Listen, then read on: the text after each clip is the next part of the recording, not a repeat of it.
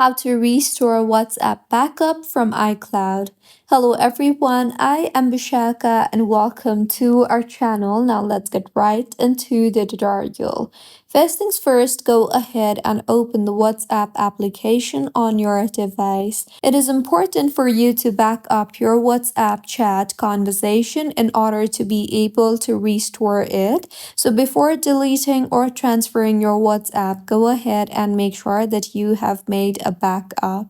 So in order to do that, tap on the settings option on the bottom right of your screen, and here you will see the option for chats. Tap on the chats option you see there. Now go ahead and tap on the chat backup option you see there, and then go ahead and tap on the backup now option and go ahead and make a backup for your WhatsApp conversation.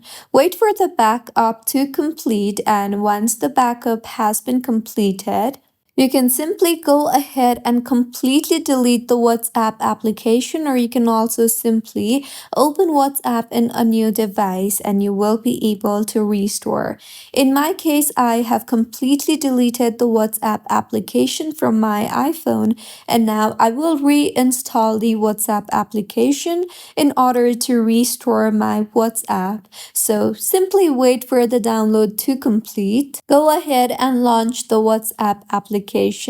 You will then be required to complete the login process. So go ahead and complete your login process, and as you can see, WhatsApp is backing up in itself. As you can see, it is restoring from iCloud, so you can tap on the restore option in order to restore WhatsApp backup from iCloud, and simply wait for the backup process to complete. And once completed, tap on the next option you see there, and then go ahead and complete the login process in here, and with this your WhatsApp chat and everything will be backed up.